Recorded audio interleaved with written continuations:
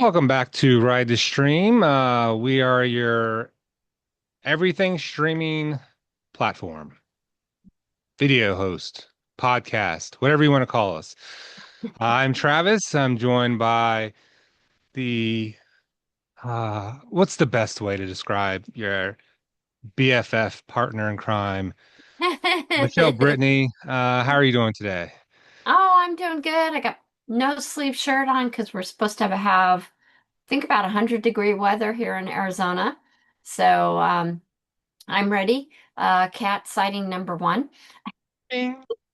Ding. How about Uh, you? How's your world over there in the East Coast? well, the Baltimore area, we've had some cooler days recently. So not too shabby. Um, I think just trying to do the usual day by day mentality of whether it's weird Maryland weather or just trying to, I guess, survive the madness of it all. Um, yeah, that's about that's all I have. Uh, up, bing, sighting two. Well, we're here to talk about Lost season two, episode five. Mhm. Um, and I think for reasons we'll let the viewers find out soon, I should go ahead and start with a synopsis. Yes, you should. Right. Here we go. Episode five of season two is playfully called and found, for Mhm. Lost and Found, where Sun loses her wedding ring and she's uncertain of where it's gone. On the other side of the island, Jin, Michael, and Sawyer learn a little bit more about the other survivors, and it's very clear that their trust issues come in the form of quote unquote the others, or as Libby called them in this episode, they. Uh, while Sun is furiously looking for her ring on the beach, through her things, in her garden, Michael is doing the same thing looking for Walt as he runs around, sneaks away, and just goes off on his own to try to find his son. Jen wants to find him, but Echo says he will go with him after they exchange a few fisticuffs or headbutts. Hmm. Although Anna and Bernard didn't seem to understand Jen earlier while he was helping them fish, Echo seems capable of communicating with Jen despite the language barrier. Sawyer and Anna exchange a few pleasantries, but her stance seems to soften from the last episode where she was beating up something fierce. Maybe she recognizes his shoulder wound is seriously messed up, which is why he needs many breaks as they journey back to the camp we all know and love with our season one survivors. Oh, I forgot to mention the new survivors want to go back with the old survivors. Yeah. Now, while Jin and Echo are out searching, Echo recognizes something is wrong while they're in a forested area, so they lie down in a thick brush, and after some time, people walk by. Their clothes and bare legs look dirty, while the last person is holding a teddy bear by a string. Are these people the others? Well, that's the best guess at the moment, but on the bright side, they find Michael. The bad side, he won't stop searching for Walt, and Jen tells him to find him. As the episode concludes, Sun tells Kate about burying the bottle filled with messages from the raft. Kate asks to see it because she didn't get to say goodbye to Sawyer. And lo and behold, Sun finds her ring in the very sand she buried the bottle. Oh, lastly, the flashbacks revolve around Sun and Jin, how they first met, and another deplorable person who we hope to never see again.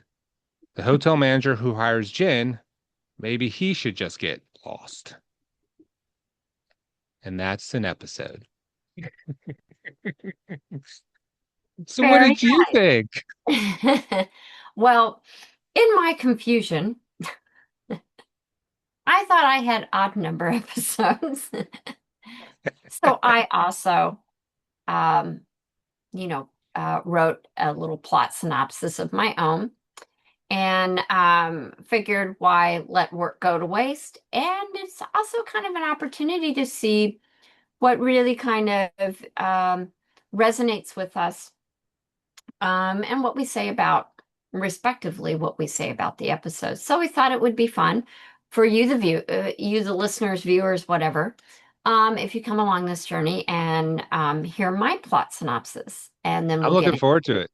yeah, and then we'll get into our usual conversation review of our two questions plus our bonus round, and if there is one. But before we do that, I'll go ahead and do my plot synopsis. Beta Survivor Group, led by Anna, are now on the move with Michael, Jen, and Sawyer in tow, so they can help gather food and water as they head in the direction of our Alpha Survivor Group, basically season one survivors that we all know and love now. However, after the group splits up to find food, as Travis said, Michael and Abby have a little discussion of their own, in which he's asking about the 23 survivors that she doesn't answer, other than the fact that they do have some trust issues. And Michael's like, well, really, imagine that. And of course, she's also asking about his friends. And he says, they're not all my friends. And she says, oh, so the redneck's not your friend? And he says, you guess? But, it's a love-hate relationship there. But anyway, so as Abby and Michael are going off their respective way to find some fruit, Michael does observe, hey, there's more fruit in the forest. Why aren't you going that way? And she's like, oh, no, no, no, that's where they or the others are.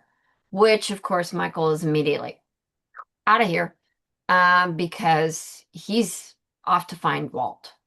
So when Abby comes back to their little way camp that they have, Jen is immediately upset when he learns that Michael has left, and does vocalize Walt as the reason for Michael's, I'm going to say, escape, which leads to Jen and Mr. Echo splitting off from Anna's group so that they can find Michael. At one point, Jen and Mr. Echo must hide from the others. And what a tough crowd the others appear to be. And that's only from seeing their legs and one, well, you said string, I said tied up teddy bear, and, and a bandage on the teddy bear's arm. I mean, that looks like a rough crowd. I'm not surprised they were in hiding. As Travis mentioned, flashbacks provide context leading up to Jen and Sun's first meeting, which, not surprisingly, centers around finding one's match, a familial and societal expectation for both of them during the flashbacks. Jin, who is going off for a job interview, his friend consults the Destiny book and tells Jin that this is the year that he finds love. And he's like, I need a little more. And his friend says, orange. Okay. All right, orange something. Meanwhile, Sun's family is really forcing her to find a match, and her family has actually hired a matchmaker. That's not unusual. And she goes on a matchmaker um, gathering, and so she meets the hotel's manager's son. And I think they're the family, they own the hotel. That's where Jin is working, and that's where Sun meets the son. And they hit it off. It's very pleasant, it's sweet. They're both, feeling kind of put out at the fact that their families are pressuring them, to make a not love match necessarily, but to make a match, and get married. And so it looks like maybe this is going to, like, maybe happen, or at least we see the blossoming of a friendship, an understanding, kind of equal footing, uh, you know, financially, and that kind of thing, and both feeling a little pressure from their families to connect. Only for Sun to find out that while there's hints of her actually kind of like, hey, this guy might actually be pretty cool. because he gets it. He's kind of a modern guy. He studied, you know, Russian lit. She studied art history, Kismet maybe. Only to find out that he's going to, in 6 months, move back to America and marry an American. He went to Harvard and he he's met his love, and that's where he's headed. But he does kind of like say, hey, we could throw our families off for at least the next 6 months and not have to do these dates. We can, interact and that kind of thing, knowing that there's no future. And Son uh, thanks him for lunch and leaves. And I thought that was really neat. But anyway, during the flashbacks, as you said, Travis, we learn how John and Son meet and the fact that they're kind of rebelling against expectations, as well as the fact that they find love when they weren't looking for it. And guess what? There was orange. He turns around to look at the woman in orange and knocks into Son, and their eyes meet, and well, the rest is history. A great So moment. it was a great moment. So that's my little plot synopsis. Yours was so much better. No, you had a So better much plot better. That was synopsis. great. That was great. I think Um, I think we complimented each other. So so I know we generally, for those who know our show, thank you for watching. If you're new, thank you for joining us. We normally do general discussion, a few questions like Michelle mentioned. yep. I think I would like to start general discussion with my third question Okay. because I think our general discussion is going to come along this point anyway. Okay. Um, my third question, because the show always leans into the unknown and the storytelling, the mechanic or the structure that they use works so well. What were your impressions of seeing the others for the first time and how the show creators directed that scene and what we saw? hmm Well, it was interesting. I think that I got like Deliverance vibes. And I thought it was so powerful to just show a series of legs. Some have, like tattered pants on. Others just have like dirt all the way up their legs. And that felt really suspenseful, especially when we have Mr. Echo and we have Joan in the bushes. So we're seeing from their perspective. So we're only seeing the legs. I thought was absolutely fantastic decision making there. Um, but what was the most horrifying is seeing that pair of legs with the teddy bear hanging off the rope. You know, that was just total fear and totally Like horror horrific. movie vibes, right? It did, so I really thought that they did such a wonderful job. I also, we know now that Beta Group is from the plane. That's been pretty well established. They're headed back to our Alpha group. So I do kind of wonder if I'm kind of thinking that maybe this third group, others, is another part of the group from the plane. Right. And we know how our first group, we know their experiences. We're only seeing results of the beta group and where they're kind of at after their 40 plus days on the island. So it's really scary to see this third group and wondering what the hell did they go through? Because if that is another group from the plane, oh my God, are they actually cannibals? Because honestly, Sawyer even mentioned that, wondering where the other 23 survivors were from the beta group. And he says, well, they're kind of looking at us like they're going to eat us. And I mean, that thought crossed my mind that maybe they're cannibals. Yeah. But what maybe it's group three. We get a hint of Godwin, who is found by Jun when he falls slips off the hill in the one scene. And, he's staked. He looks like he fell on a stake. I mean, he's still intact. I mean, he looked like he had his arms, legs, his head, and everything. It looks like he bled out and died. Yeah. But it does make you kind of wonder what the heck is going on. Um, And Jen pointed to Echo others, and all Echo did was like nod. yeah, yeah. So does that mean that Goodwin was an other? Is Goodwin part of their? I'm guessing since Echo knew the name that he was one of the 23 survivors and succumbed to the others. Interesting though that they are not the ones apparently that have taken Walt, um, which we kind of echo saying Walt is not with them.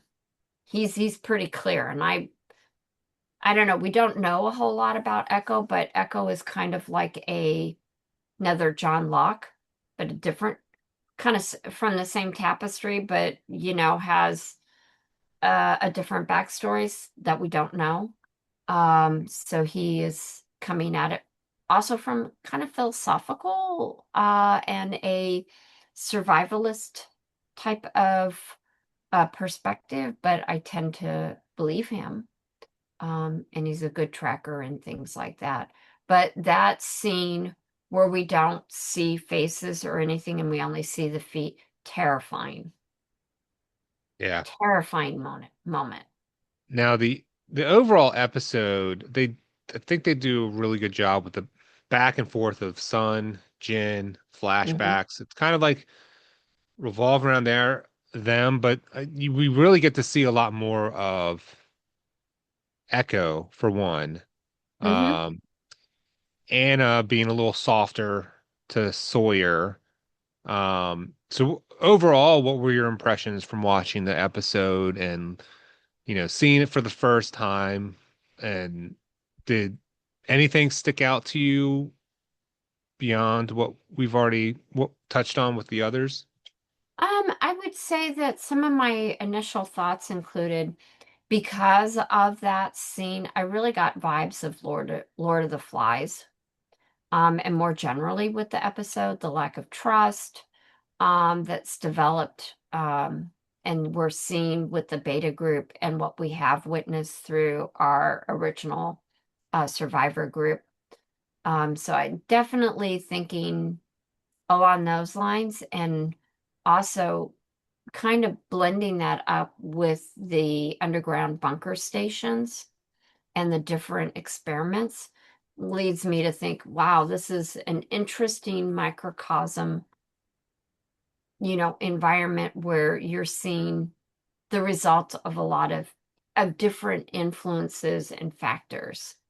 So I'm very curious what's going to transpire, what more we'll find out about the others, whether they're others from Danielle's group 16 years prior, or whether it's another group from the plane. No clue really. But very anxious to see where that goes. I also found a little surprised by Jun's dedicated effort to find Michael to the point of um, partnering with Echo, especially given the fact, and it's no surprise, Sawyer is out for numero uno. That's himself, right? Yeah. He's hurt. I totally get it.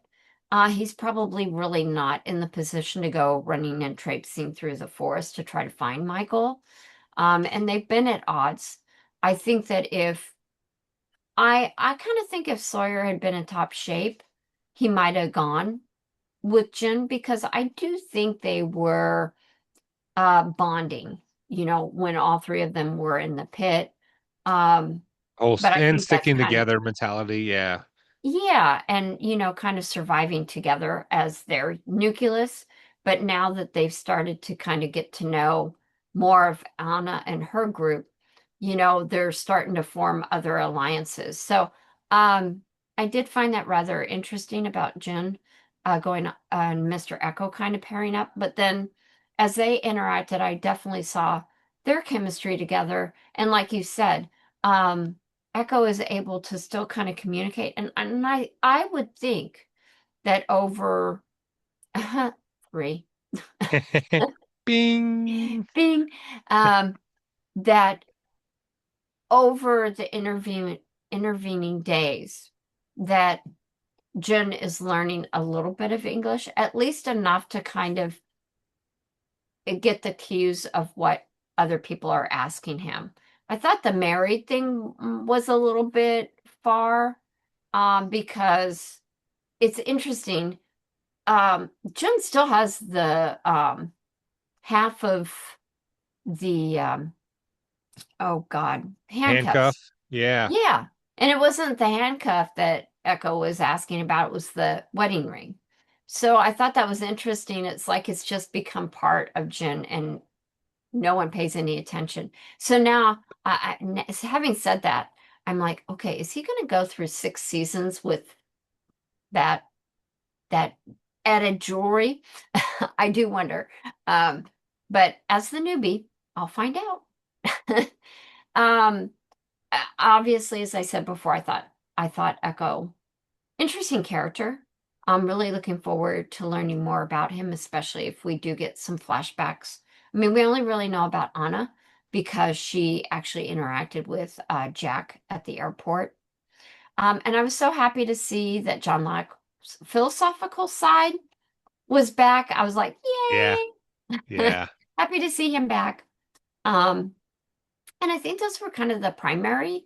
It was kind of it was interesting. I thought the writers really weaved in nicely about being lost and finding things, and really kind of John Locke's philosophy that, if you're not looking, that's when you're going to find. So I thought that was, Michael's got a ways more to go, because he is still really looking. Yeah. I do think it you nailed it with Locke coming back where his demeanor is more calm. You know, Hmm. he's there to lend a helping hand if he can, because he asks Sun if he can sit, and Yeah. he offers her a clean cloth to wipe her face. And did you see me? Destroy your garden? No, I know I didn't see that. Um, it's And they yeah, that laughed, and that was nice. And it kind of made me think of the softer side of John that we saw when he talked with Claire. He's had some really nice, quiet, tender scenes with some of the ladies on the island, or in the Alpha group. and he Um, even you know, states that, oh, I wish I had a garden to pull up sometimes. And she was like, well, I've never seen you angry. He's like, oh, I've gotten angry before. yeah, Like, so we I know mean, that from flashbacks. it's really interesting how his character, I think, although, you know, he rubs some people the wrong way, or mo most of all, Jack, he seems to be able to connect really well with almost anyone. And maybe people are a little more apprehensive because of his actions. But I feel like people could easily connect with him like they do with, say, Hurley, or even Kate, just because Yeah. he can just, I think there's a inherent desire to want to help someone and be there for them. And like it was just different when Jack did it in this episode to Son, where he just starts talking about how he, which this was kind of revealing, where he lost his wedding ring, but he never found it, but his wife never found out because he made a replica of it. And Yeah. so it's clear Jack is not lost on keeping secrets. Uh, Mm-mm. Even though he's, loves to bash Locke about, about keeping secrets. So, um, this episode definitely had a lot of interesting elements to it. Um, I know just from that one scene with Locke, like I was like, man, he's like in one scene and he's fantastic. Mm-hmm. Um, and I I struggle to whenever he's in a scene like that, and I think of like favorite scenes or favorite characters, and I think that's says so much about, again, we've talked about before, when whoever did the casting and they pulled these Mm-hmm. people together. And I think this episode highlights Sun and Jin's role. Mm-hmm. Like we got to see a little bit of Jin's charisma when he's talking to his roommate, and like the Yeah. whole like made a comment. The roommate said something about like, what if love calls? What should I tell? What should I say? And he just like has this little smirk on his face, and he says, tell it to wait." And Mm-hmm. it's just so I really like kind of like peeling the onion a little more, and we get to see a little bit more depth of the characters, and Jin, especially Jin. I think after his earlier role in the first season, like he's become one of my favorites. Mm-hmm. Um, and like you said, his ability to keep going after Michael and Echo, we see who he is to a degree by making sure Jin doesn't go off alone. So that says a little Yeah. bit of something about him. Yeah, I like this episode overall. Is there anything that you can think of that, well, maybe the others? I think that was maybe the big. Is there any moments or what we've seen from the characters that make you jump to the next episode where like I need to find out X, Y, or Z like from Hmm. this episode? I think probably what's going to happen with Michael, Jin, and Echo. But I'm also anxious, but also worried about the dynamic of beta group meeting alpha group and what that's going to do to our beloved survivors from uh, season one. I am a little worried about the shift in personality dynamic and what's going to happen there because right now I really love our characters in the alpha group, and I'm liking Echo from the beta group. Don't know enough about Abby um, or Bernard, and Anna is a real piece of work. So I think the fact that Kate acknowledges that she hadn't said goodbye to Sawyer, there's definitely some unresolved spark, I'm going to say there. Yeah. And I think Anna's going to give Kate a run for her money with Sawyer and potentially with Jack because she did kind of connect with Jack at the airport. So that I think that's going to create some interesting dynamics down the road. Um, yeah, I think hopefully I'm ready for it. I'm assuming I will be because the writers have been great about progressing our story and kind of marching us there. So I do want to go back real quick just to Sun's interaction with four people regarding her ring and how each one of them took a different approach. Yeah. Um, One, Jack had conveys that, oh yeah, he lost his wedding ring. He tore up the house and everything else. And in the end, instead of just telling his wife that he lost it, he made a replica. And then son asks, where's the ring now? Because obviously he's not wearing it. Oh, it's in my sock drawer, bungling around. So we know that, well, you keeping secrets didn't help your marriage. And you've kept secrets on the island, which has also not been very helpful.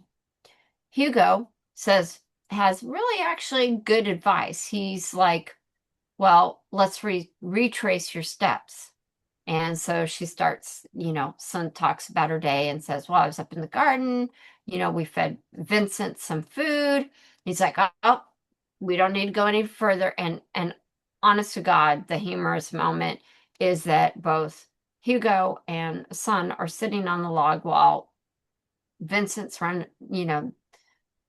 scurrying around waiting for that dog to poop. Because Hugo's sure, based on his experience, that the dog ate the ring, even though I didn't see it.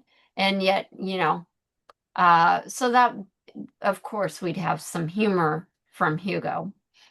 John, of course, is the contemplative one, and he found contentment by not looking for lost things, because then you're not longing for something that's lost, which I think really helps Sun to kind of come to terms that it is a material item. And while it does represent something very important to her, that those feelings are not gone. They're still in here. They're still in her Yeah. heart, irregardless of whether she has that ring or not. Though they're still there. So it's interesting that Kate, who didn't know about the bottle, wants to see the bottle, and so kind of through her own needs, desires, wants, the ring is found because they were looking at the messages versus looking for the ring. And there's the Yeah. ring. So I really thought that that was actually really nicely written, and of course acted out, um, in the episode. I thought that was a really good story progression there, and just how each character brought a different perspective to when things are lost, that really is telling of that individual's personality. Yeah. Um, so I just thought that was really well done, and a big reason why I like, this episode. Yeah. And I do like your take on wondering how the dynamics are going to shift. Um, because we kind of have a core understanding of how the characters that we know are going to react to things. And now there's this another group, albeit small, that we're like, well, will they mesh together? Um, will there be turmoil? Will uh Anna let Sawyer survive the trek without like beating his ass again? So it's really interesting the kind of the social dynamics and what we've gotten used to. Um, and I think that's why I keep going back to like the relationships that we've enjoyed seeing blossom, like with Son Hmm. and Kate. I mean, outside of Son and Jin's relationship together, Son's next closest friend is would have to say is Kate. Hmm. They seem to be reliant on each other to talk about what's been going on. Um, and Jin, his numero uno, Michael, he's understandably distracted. Hmm. And and amongst that chaos, Echo seems to be this calming presence. Um, like even when Michael is and Jin are at the waterfall, and you know, Echo comes up, and Michael feels threatened. Looks like he's gonna swing at Echo, and Echo's just like, "I understand they took your son," and like he's like, "But you don't know what they're capable of. If they don't want to be found, they will not be found." And in Michael's defense, he's trying to make noise. He's like, "Okay, come get me. Just let me be with my son, Yeah. together." And I don't know, just again, going back to we've talked about it before, expressive facial um acting. I mean, Hmm. Yeah. Echo seems just as capable, to read his face and understand that there's a semblance of compassion that he feels for Michael. Um, I think he recognized, you know, similar to earlier when he was butting heads with Jin, literally, like he understood, he read the room. Jin's not gonna like take no for an answer. Yeah. And I like that he was like, I'm going to help him find his friend. I really like that scene, Yeah. and he points Jin in the right direction. He gives him a weapon. Um, Mhm. and so, you know, from episode one, it was like, holy crap. Michael, Sawyer, and Jen are in a really bad spot. Hmm. They're literally in a hole. Um, and your comment earlier about like the people that we see with their legs and all dirty and stuff, like them being potentially from the plane. I mean, if you think of it logically, um, the beta survivors threw the alphas in a hole. Alphas kind of tortured each other at one point, or snuck up, hit each other on the back of the head. So you know, to be fair, that makes sense. Like, if that group did something to the betas, it's almost like this weird, awful pattern of survival, Hmm. which I mean, it's Lord of Flies. So that makes sense. And then trying to decipher, well, where do we go from here? How far away are they from the Alpha's camp? Like, I have to imagine it's going to be a really long trek. Yeah. And it's clear that Sawyer's not in good shape. Like, he's already taken a lot of rest. So, um, and on that note, I think we'll be right back in just a minute. Hey everyone, this is Travis. Just want to say thank you for watching this video as Michelle and I tackle Lost Season 2. And we are in the midst of old and new survivors coming together.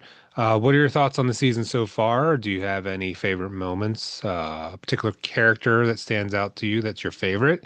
Drop in the comments, and please don't forget to like this video, subscribe, and we'll get back to the chat. It's just that simple. And we're back, and there's a lot of stuff going on in Lost, Hmm. season 2. So let's, Michelle, you wanted to talk about the groups in Lost.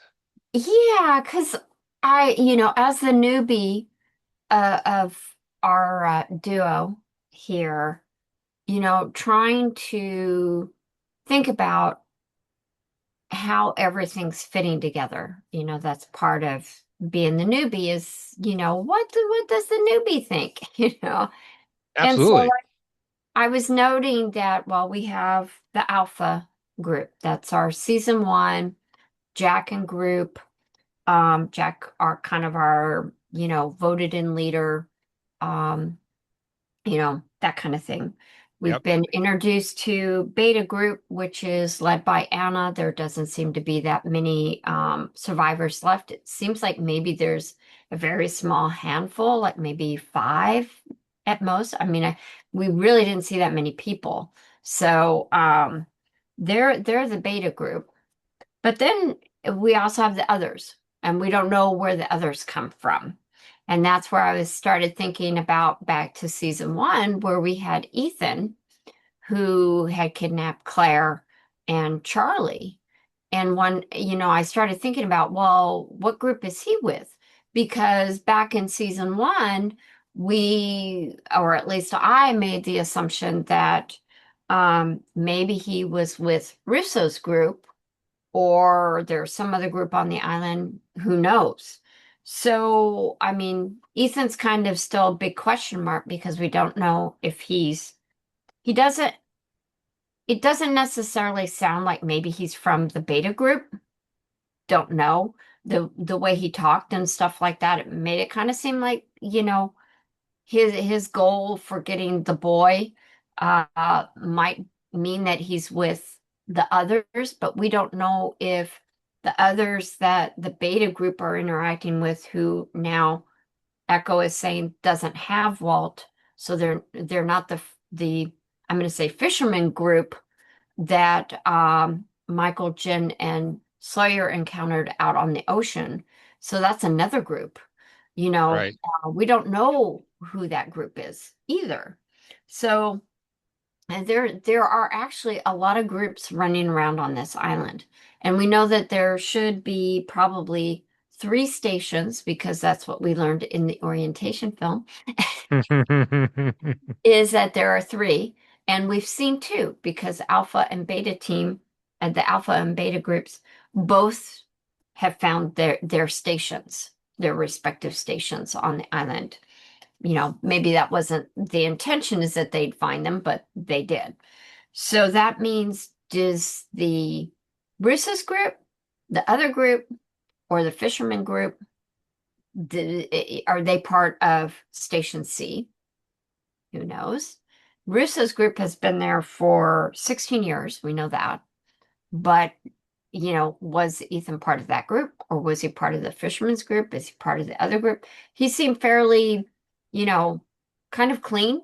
The fact that he could basically kind of blend in with the group and get mistaken as Steve all the time by our alpha group does lead to think that maybe he's either was part of the beta group or he's part of an unknown another group. Don't know. Right. So anyway, definitely, you know, trying to keep score on our various groups here, Yeah.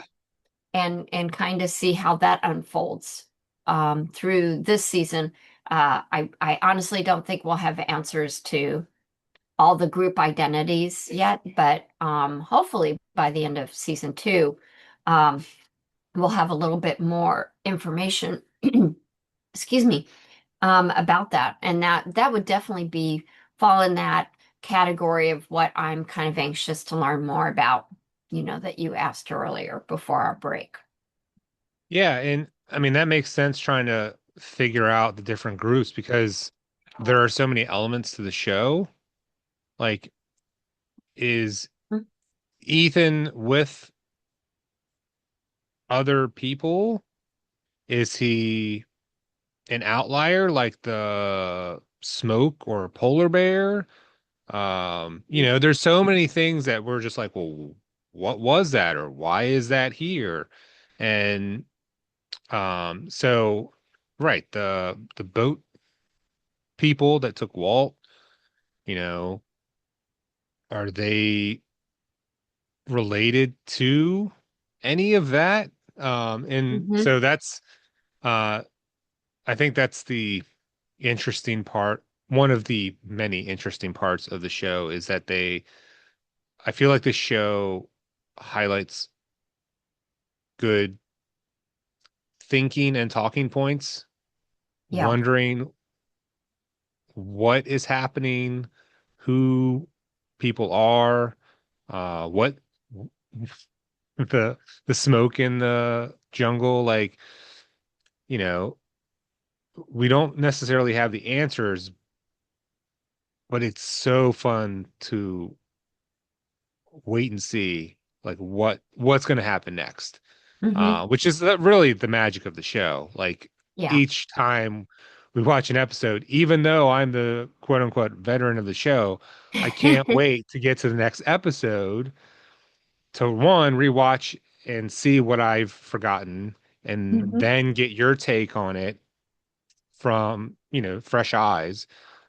So yeah, it's really interesting trying to like category categorize all the groups. So now, speaking of groups, Yeah. there are many people in those groups.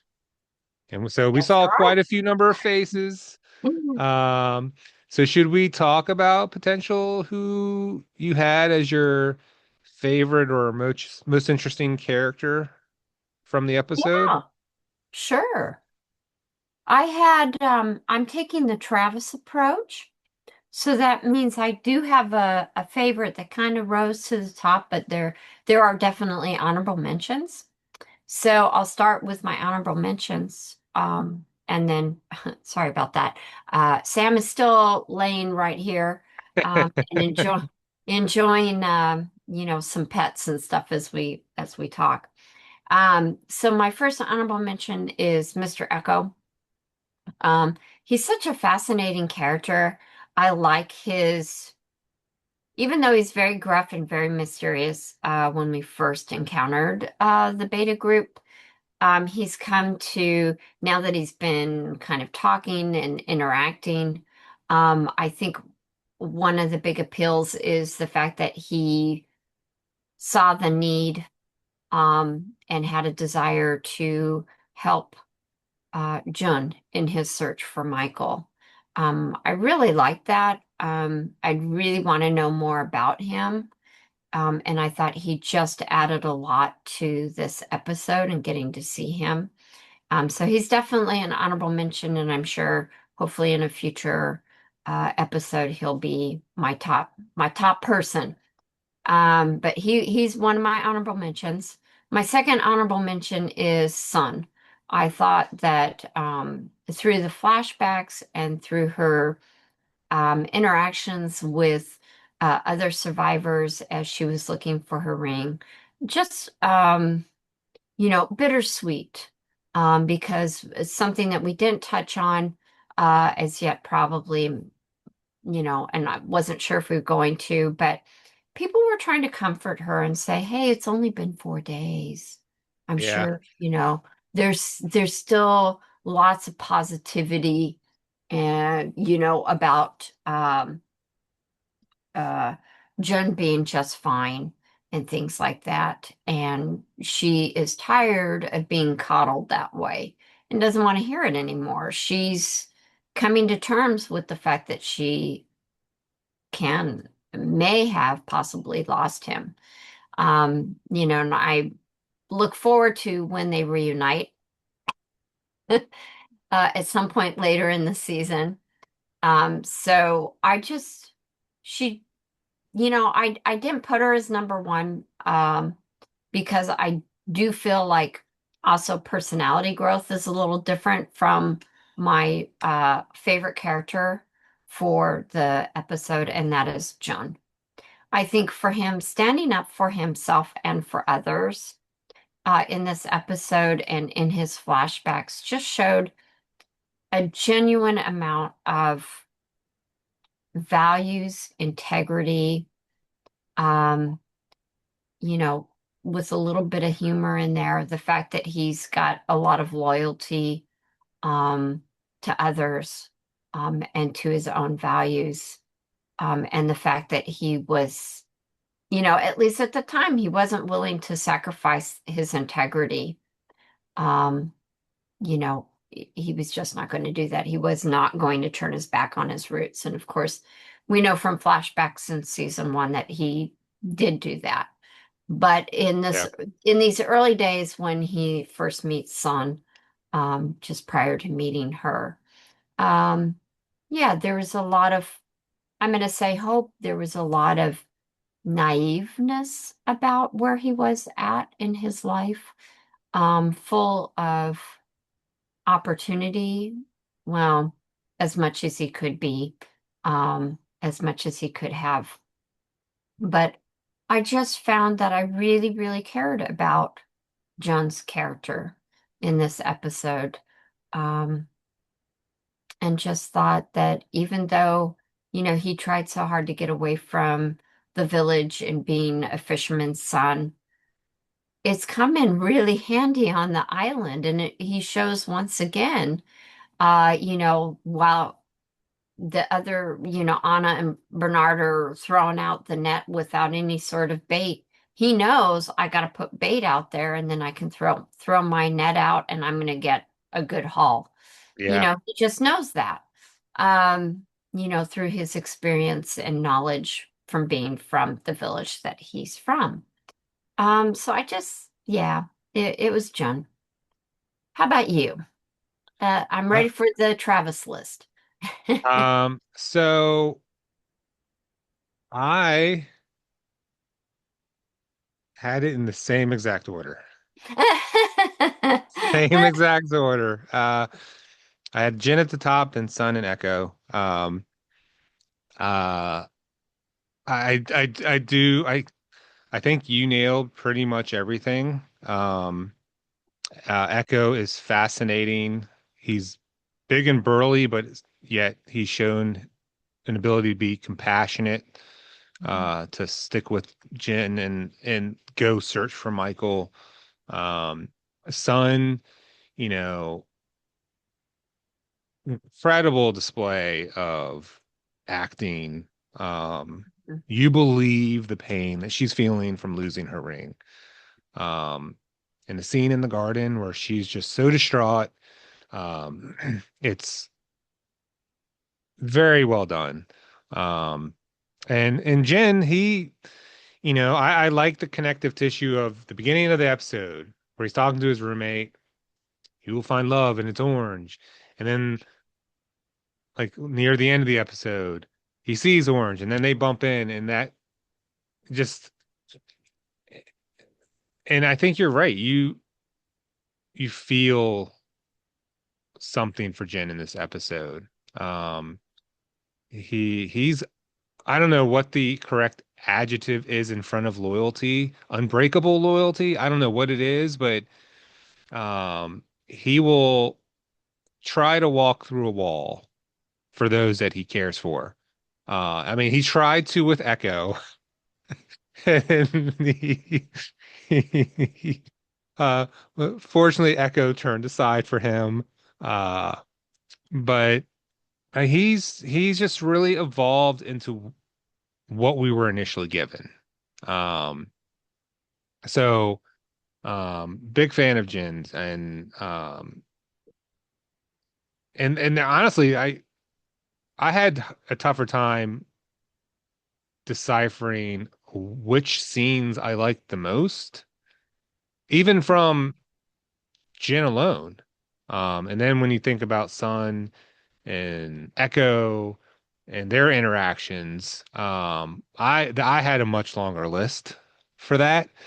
Uh, I do too, actually, because I'll be honest, I've got a tie for favorite Ooh. scene, and then I have three honorable mentions. Oh, I love it. Let's go through it. Okay, so I'll start honorable mention first. So one of my honorable mentions is Kate reveals that she didn't say goodbye, and she doesn't even say Sawyer's name. Um, but all Sun says is Sawyer. And, going back to your comment about the acting and the fact that Kate barely even nods or even looks Totally. to acknowledge that, yeah, Sawyer. But I feel like at that particular moment it's so underplayed but so revealing of relationships between women that develop and that are strong, that there is a lot of things that can go unsaid and unspoken, um, but speak volumes through the silence and just a very, very subtle look or nod, um, and how much that speaks. So I really, really thought that was an excellent scene. It said a lot. Not only their friendship, Kate and Son's friendship that's, building over the days, but also Kate's unresolved love interest with Sawyer. I mean, obviously she clicks very well with Jack, but they've also not always seen eye to eye. Yeah. Um, and at the end of the day, I do think that at least background wise, Kate and Sawyer seem like a better match than Kate and Jack. But who knows, what'll happen there if anything. But I just that was something we talked about as we started season two. And even in I think our recap talking about the fact that Kate and Sawyer never got to say goodbye. And obviously that's tugging on her thoughts. Um, and of course nobody's saying anything about missing Sawyer or missing Michael, surprisingly, Yeah. or Walt. So it's very interesting that the one Yeah, that's true. Yeah. that's not really been able to communicate with anybody is the one that through the relationship and the obvious very strong romantic relationship of Son and John. It's interesting that he's the one that seems to be anchored to the group versus the others. Yeah. So that was one of my honorable mentions. Do you want to share one of yours? Ooh, okay. Um, I will say, let's see, which one should I start first? Um, What was Kate and Son on your list? Just out of actually, curiosity. actually, it was not. Oh, okay, cool. Um, I mean, sad, but cool. You got something else. I'll say, I'll start with honorable mention where I mentioned earlier where Jen's talking to the roommate, and we just get to see a little bit of Hmm. Jen's lighthearted nature where he tell love to wait. Like I thought that was a fun scene that let us see a little bit more of Jen that we're not usually used to. So Yeah, I like seeing more of Jen that we've seen. So yeah, yeah. That was definitely playful, lighthearted Jen that we really haven't gotten to see at all, and so hopefully we'll see a bit more of his faceted personality that characteristics that we haven't really gotten to see with him. Another one of mine is when, and it's one I've mentioned actually, is when basically shows up, Anna and Bernard, just how a fisherman does it versus how, a person that doesn't know how to really fish. that's on my list. So I thought that was actually really cute. And it was so funny because Anna's like, we can't speak Korean. What are you doing over there? You're just sitting on a rock, basically. And of course, he's the one that catches like 8 fish, and that's the meal. Yeah, You know, so it's actually Sawyer talks about how to Anna that she doesn't have a tracker, and he's kind of her tracker, even if he is hurt and stuff like that. And they don't have Echo, who was originally their tracker, and now they don't have. I'm going to say Jen, who could keep them well stocked in fish, honestly. yeah, So he would have been, a good gatherer of a protein source that they need to survive. yeah, Now he's not there. So I thought that was cute. It was lighthearted. I guess, one of the flip sides to Jen and his roommate chit-chatting. yeah. So that was on my list too. So I'll mention another one. Um I did like I'm trying I did like Locke's conversation with Sun. Hmm. Um it just like you mentioned earlier, we get the philosopher back, the calmness, um the steady presence of reason, um and just him opening up about his own anger that he's had. I thought that that helped relate to what Sun was dealing with, and um so yeah, I thought that was a really good scene. Yeah, I I didn't put him on my short list of favorite characters of the episode, but I did think about it just from that one scene. Yeah, oh man, I love Terry O'Quinn as John. He is fantastic. He really does. I mean, they all make the show, but when I get to see him on screen, and particularly in this episode, I was like, yeah, yep, John's back. Well, that scene that you described, which I called bad day scene, that is tied for one of my top scenes. Okay. So I'll go with my other honorable mention, which is seeing Michael, a tormented Michael, as he anguishly explains that Walt was torn right from his hands. Oh, Really, without saying the guilt, but knowing that he feels so much guilt that he could not, as a father, protect his son. Just really gets you right in the feels, I think. oh. And so that was an honorable mention for me.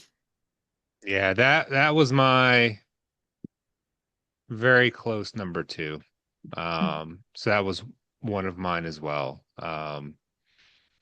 Yeah, heartbreaking.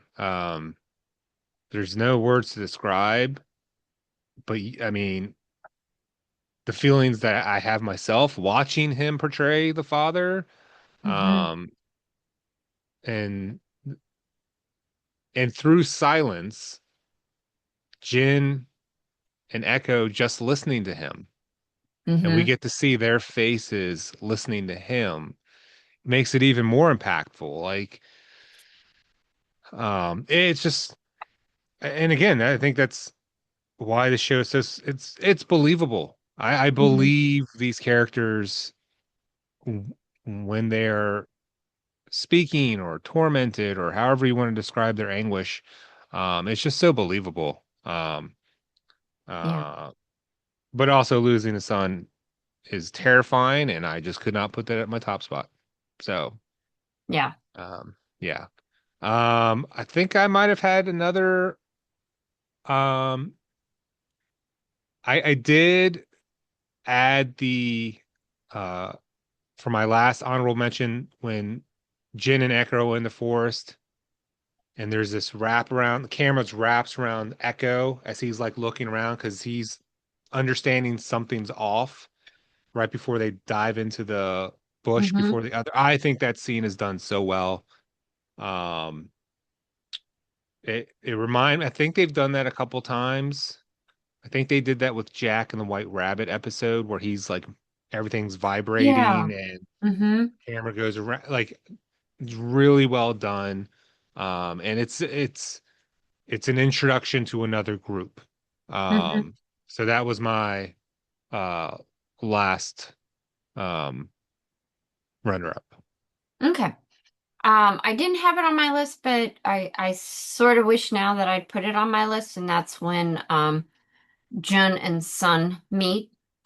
But I didn't put it on there. I'm all about the angst, apparently on my list, um, and a little touch of humor. But the other scene that was tied for favorite scene, because it impacted me so much to the point where I was like almost, it was so cringy and so heartbreaking. And that is when Jun struggles to do what he's expected to do versus what in his heart he should do. And that is when he lets the father and child into the hotel to use the bathroom. Yeah. and then subsequently quits because he'd rather than sacrifice his integrity and his humanity, he quit Yeah. because he saw this not going, you know, he could have been that father with his son, or could have been that little boy at some point. Yeah. Um, and to be turned away because you don't have the money. It just kind of it says a lot about Jun and about society structures. Um, that I won't go into anything, but I mean, we could definitely read into contemporary societal structures. So, I mean, the manager tells him to like he does like the boy can, you know, oh, piss in the Pete in the gutters, gutter. and he should be used Yeah, to that. Like, yeah, what? Yeah, yeah, I didn't put that on my list just because it is a great scene because it is uncomfortable to watch. yeah, But for Jin to have the strength to recognize that working for that person is not who he wants to be. yeah. So, yeah, What's also sad, that I just, as you were talking, is that eventually we know Jen will end up working for somebody even worse, yeah, which is really just adds to the tragedy of the scene, you yeah. know. Um, So what was your favorite? I went with I wanted something light and loving and the kismet moment with Sun and Jin. Like Ah, I really liked it. It's like kind of like your typical rom-com moment hmm, that they are able to introduce in this weird fantasy sci-fi Lord of the Flies type show. Um, it was good to watch. Like I like knowing that the his roommate wasn't wrong. It's, you know, that's right. That Destiny so book was spot on. and the roommate said it like never failed. So I was Yeah. like, that's awesome. Like I really like that they kind of connected the dots on that. Hmm. Um, were there any other moments or highlights from the show that we haven't talked about that you want to touch on? Let me check my notes. I just think we have a lot of unanswered questions, as we always do. Um, that's typical. Yeah. No, I think I really kind of hit all the points that I had on my list. How about for you? Um,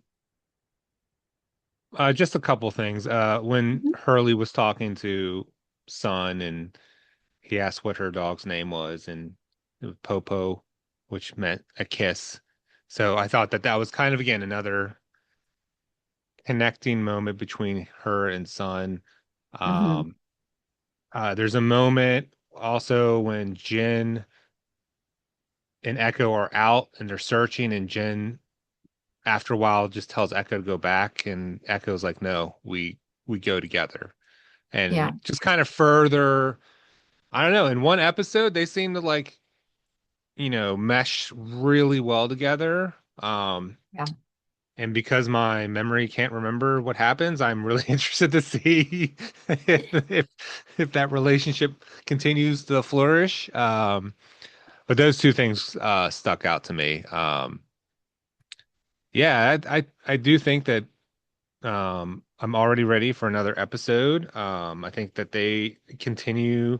I think besides whatever episode it was that we both kind of was it episode two might have been the blip where they did a lot of repeating. Yeah, Um, it's episode 2. Yeah. I think every other episode has followed that winning formula of like flashbacks, presenting one or two storylines to follow.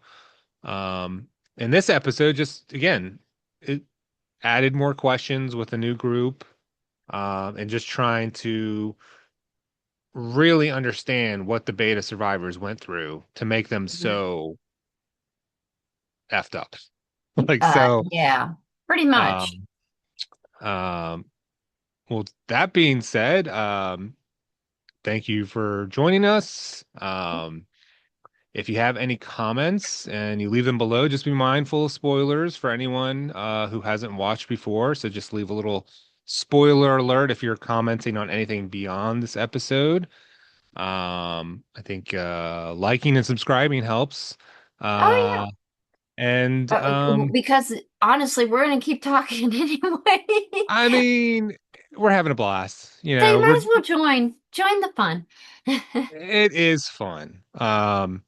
So I think until next time, we will be back at it with another episode soon, and I guess we'll see you then. Yep. See you then.